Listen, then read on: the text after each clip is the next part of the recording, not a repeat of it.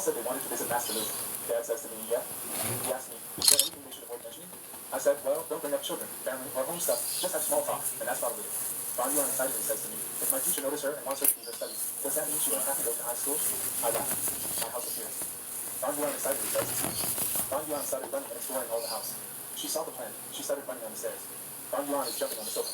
My parents are Bon Yuan says, it must have cost a fortune to buy a large house like this in a magic city. My dad's sister and mother look upward and surprisingly says, wow, there's only in front of the entrance of MC meeting. Two guys came. They says, hello, President. Hello, aunt and uncle. My mother says hello to them guys to my sister. Look at her brother. I am in charge of other martial artists. I asked her, what is she the leader of? She makes a very bad face and angrily says, that's not to brag about. My mother gave something to my master Wu was saying to her. This is their special connection. Please take it. Wu says, thanks. I'm standing behind you. My mother asks Master, Bon King is doing well in school, right? Master says, he's a good kid. My sister pulled my jacket and silently says to me, my teacher is so serious. She's kind of scared. We're controlling my laugh. I said to her, what did she say before we came here? The next day, this is Magic City Stadium. Audience is seriously saying, go, Joe. I enter the room. Luoxin stands up and asks me, what am I doing here? Tang Wen and Wolong looked at me. I said to Luoxin, I'm watching this fight. Good job on making it to the top 100. I asked him, how do you feel now? All of three are standing in front of me. Luoxin says to me, everyone is strong, so they're quite stressed. I said to them, pressure can be good. They have all honed their bodies twice, and they are not lacking anything. As long as they can keep their heads cool while fighting, there won't be any problem. I said to them, apart from those old rank 1 warriors with their extreme combat techniques, they can almost guarantee a win. There is no one from CCMU or the military department this time. So it's not completely true to say that this is a national competition, and CMU is currently the so our goal is to win first place, and maybe even take the first 3 places. I called Tang Wen and said to her, her father is in the upper echelon of NCMU and is also one of the 6 greatest warriors in China. She must win first place because if she fails, not only would that shame her father, but the entire NCMU will be offended too. Tang Wen appears lying under the burden of first place. I walked out from there with saying good luck to them. I said to Tang Wen, I will tell people to give her a title on the list, Mad Little Lions. I said to them, that's it, they can get back to setting their opponents. Tang Wen fiercely says that she is still a freshman, but he's telling her to win first place before her semester is even over. He's bullying her. Luoxin put his finger on mouth and says to Tang Wen, the president is still close. She says she wanted to hear it. The long takes a deep breath. Stadium appears. Wu Dali asked Bon Yuan, how about the martial arts club couldn't find any information about her? Is her father a teacher at NC Navy? And Fei Qiyuan, while looking at the camera, says to Wu Dali, her brother is NC Navy student. Wu Dali says to her, her brother goes to NC Navy. He thinks in his mind, the club members are extremely nice to her, so her brother must be highly respected. He wondered if he could become friends with her. One more enemy for Father would be great. Wu Dali says to her, would she want him to interview her brother? He only do interviews for famous people. Bon Yuan shows him the camera and says to Brother Wu, didn't he say he would help her take pictures? Help her shoot some. She wanted to get someone to see them. Bon Yuan thinks in her mind, don't interview Bon King. He's already famous enough. A photo signed by rank 1 martial artist is more important. She can hang it on her office. While holding the camera, Wu says to Bon Yuan, okay, he will take photos for her. Wu thinks in his mind, we should make the red light first, since there is no room to her. A girl came. She calls Bon Yuan. Her brother is waiting for her in the lounge. Bon Yuan asks, her brother? Bon Yuan says to me, she's not done taking photos yet. I grabbed Bon Yuan and frighteningly said to her, stop talking. Why was she with Wu Dali? I thought he was holding her as a hostage. She asked me, do I mean that journalist? Bon Yuan says to me, he saw her taking pictures and said her photos were bad. He showed her the ones that he took. She admitted that he's a good photographer, and he offered to take pictures for her. Bon Yuan asked her, do I know him? I asked her, did she remember that video of fighting the monk? Bon Yuan started thinking. She says, well, I said to Bon Yuan, he was the one who took it and made tens of millions. He kept everything for himself, and I had to looking for him for ages. She fiercely says to me, tens of millions? He took everything for himself.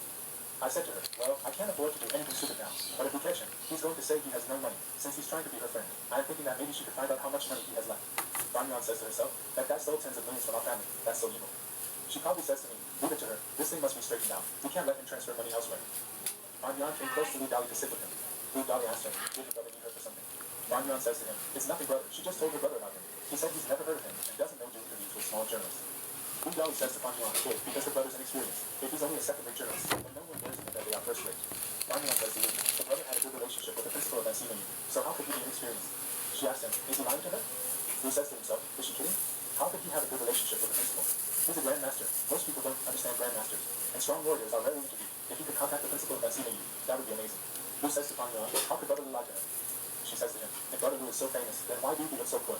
Then he says to Bon Yuan, he shot all of the videos of rank 8 matches and the various fighting in public. He says to Bon Yuan, wealthy people never expose themselves. Bon Yuan says to Wu, so Brother Wu is very rich? He says, yes he is. She asks him, is he a billionaire? He says to her, he don't have a lot of liquid assets, but he do have some fixed assets under his name. He is an honorary director of several companies, so he get a lot of dividends and salaries every year. Bon Yuan asks him, then do he have a house? He says, yes, he has dozens of them. She asks him, do he have any cars? He says, he has 3 of 85. He says to her, he promised he's not lying to her. Wu asks Bon Yuan, can she take him to her brother's place now? Bon Yuan started smiling. She asks Wu, how about she introduce him now? He says, really? He thinks in his mind, this little girl is so naive. Wu laughed in mind. Wu Dali is walking behind Bon Yuan. Bon Yuan stops and turns around. Hello, you ask, what's wrong? Bon Yuan says, brother, come see him. I am standing behind Lou, turned behind the Saint Formula. Why is she being so mysterious? Lou gets shocked. He spit out. I hold my hand on Lou's shoulder and said to him, we have met before, right, Brother Lou? Lou says to me, distance really does bring fondness. I said to him, we have been barely surviving these days, so it's been quite hard for us. We are not like Brother Lou, who has fancy houses and shiny cars. I heard he is a co-director of big companies too. I said to him, he left without saying goodbye last time, without giving me my tens of millions. So shouldn't he do that now? Lou surprisingly says tens of millions. He says to himself, the last video made 21 million in total. Even if we split that in half, he shouldn't owe him tens of millions. Lou sits on his heels and goes down in front of me. He frighteningly says to me, he's sorry, he was just bragging. He is homeless right now, and go everywhere by bus. If he were really that rich, he would have quit his job as a journalist long ago. Lou showed me his phone and frighteningly says to me, if I don't believe him, here's a record of his credit card transactions. He used all the money from last time to buy pills, and some of his credit cards are overdue too. He risked his life to do an interview for a rank 1 martial arts competition. He was just trying to make some money. I looked at his phone. There are some messages on his phone. His credit card payment is overdue. Please complete the payment immediately. The current amount owed is 134,233.01. Please dial 12312345678 if you have any questions. Facial bank. Dear Mr. Lou, your credit card is usually overdue and you have been out of contact for too long. In addition to permanently blacklisting you, your bank will use their right of recourse to collect the debt. Please repay at least 134,233.01 before 2009 November 20th. Facial bank. I started shivering. I said to myself, seriously? Isn't he embarrassed to be living like this as a rank 3 martial artist? I said to Lou, very good. If he had no money, then use his body to pay me. Lou surprisingly says to me, body. I want him to pay with his body. I started kicking Lou with furiously saying to him, what the hell is he thinking? I showed him a book and said to him, let me an IOU for 50 million. Go work for me at far away. Starting today, I will pay him 5 million every year, and he can use that money to pay off his debt. Lou nervously says, boss found this. I get closer to Lou and suspiciously said to him, write it. Or he's dead. You only have to show up for 1 week every month, and work for 3 months every year. He can pay off the debt after 10 years. Where else could he find such a good deal? Lou started signing on the IOU, thinking in his mind, fine, he will write it, and then run away again. IOU appears, Rai Dolly borrowed from Fong King, 50 million yuan. Withholding the IOU, I said to Lou, if you work hard and follow my instructions, he will make a fortune in no time. I have recently discovered some secrets to becoming rich, and he's the key. But if he dares to run away again, I will catch him, and I won't be this polite anymore. My sister is standing with me. Lou walked out from there. I said to Lou, now go report to far away. While looking at the IOU in my hands, I think in my mind, this IOU is quite useless. But it's not a complete waste. More people are starting to watch videos on their phones now, and since Lou Jolly can work with social media platform, he will be useful. Beautiful like appears. Lou says to me, I can use my power to nourish the blade. My vitality is strong, so my cultivating speed won't be affected. It's best that I don't use it in the exchange matches. I'm standing close to Wu, and she is sitting on the wall. She says to me, that saber was made for killing, and John Ding got rid of it for years. If I continue nourishing it, it's going to be too easy to accidentally kill people. I ask Wu, does she mean that they can't stop it?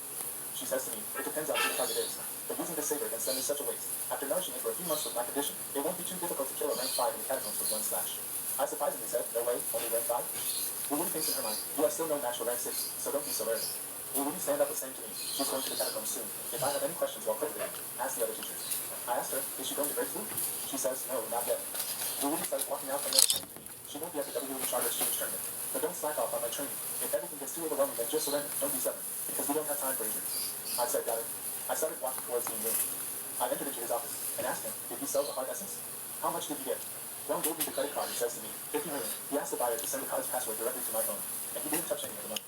While taking the card from Wang, I said to him, look at him. He is afraid. I will distrust him. Do you think I am that kind of person? Wang started laughing. Notification appears. My wealth value increased by 50.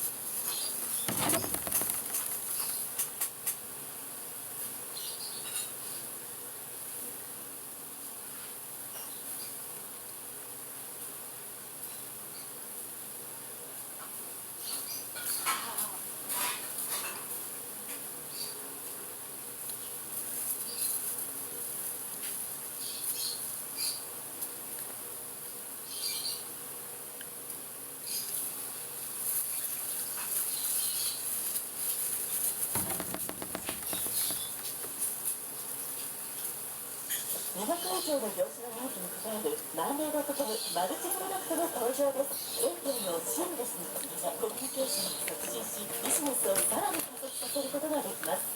新しい働き。Valentine is sitting on a sofa and he's worried. He stands up and starts to walk around the room. He decides to check the system update and think the update is taking quite a long time.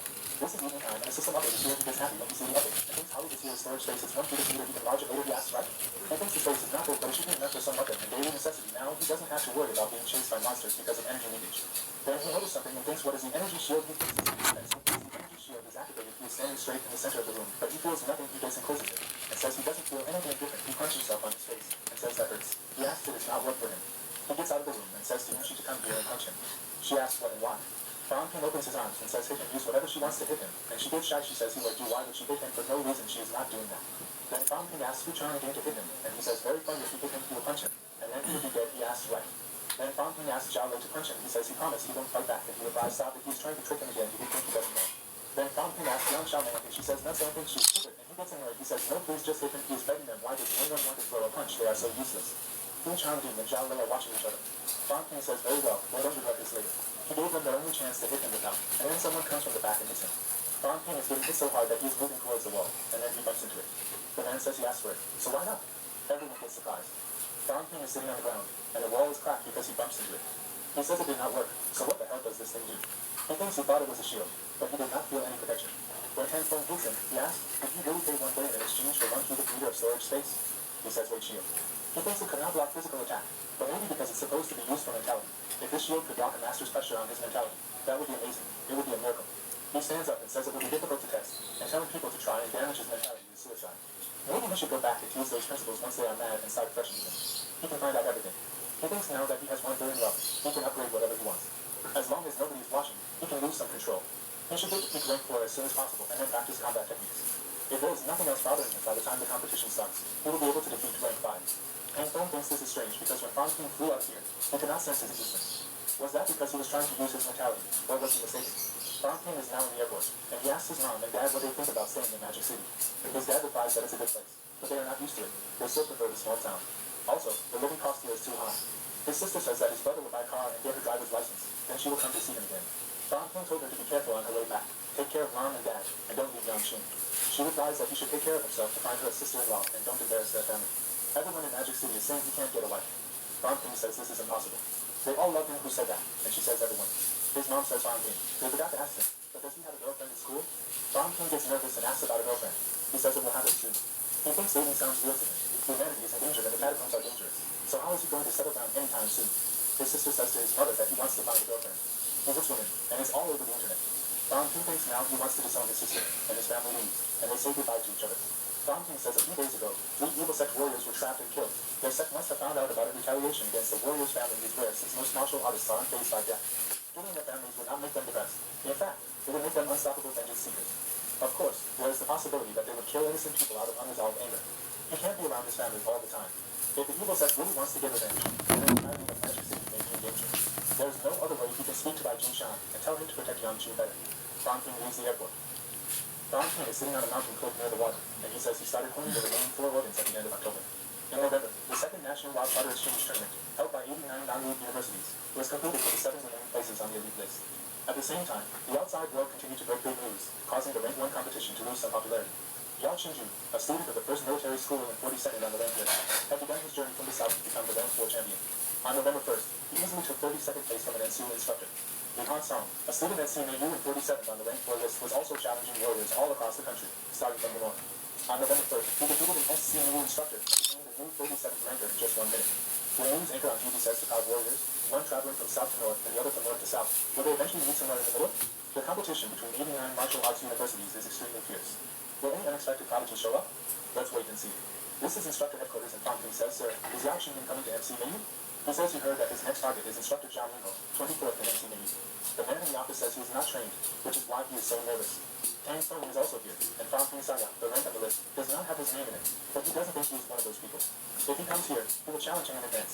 He may surprise other mentalities, but not him. He will break his mentality. Tang Song says he is not coming to MC Menu. He will go north after Hennessy. Now he needs to build momentum for the peak level break to coming to MC Menu, which means he will have to face Sun Long, a peak rank 4 too early. Fangping smiles and says, consider him lucky. The Magic City rank 1 competition has not ended, and he is already trying to steal the limelight. Next time he sees him, he will beat him to jelly. The man and the opposite Zhao Qingming and Hu Song are both prodigies of their generation. They have been constantly fighting higher-level enemies in the catacombs and have wielded numerous rank fires. He, Qing, Feng, Qing had to work together to kill only a low-ranking warrior. The other achievements are not exactly significant. What on earth makes him so confident? Fang Ping says right, but there is one more thing. Please send the vice principal to the martial arts society. Some things are just impossible without the seal. He doesn't think Principal Wu is in school, so he asks where his seal is, and if he has it, send it to them as well. The man and Tang Feng get surprised. They think, what the hell is that? Is he crazy? The man says to him that he understands the exchange tournament is important to him, but he still needs to get some rest. Don't push himself too hard. As long as he's determined enough, even if they don't win first place this time, there is always another chance. Tang Feng is telling him he can't handle some minor inconveniences. Fang Ping is inquisitive and asks about the exchange tournament. He says there are two things. He is stressed because of that. He said he is serious. He figured he is often away from school, so he is thinking that maybe he should let him take over some of the work and just be dependent on others, like an old man who is doing it just to keep everything in place. The man gets annoyed and uses his power to throw him outside the building. He says he is using him as his special launcher. Tang Feng asks him to notice that his essence had disappeared for a moment. The man replies that Biscuit must have learned some kind of mentality manipulating technique. He wanted to try it on him, but it did not work. It's similar to the belt concealing technique, but when facing a high-ranking enemy, he will be exposed to it, so it's not that useful. Tang Feng says it's still interesting if he keeps training. That little trick could save him in a punch. Fang Ping gets up and smiles.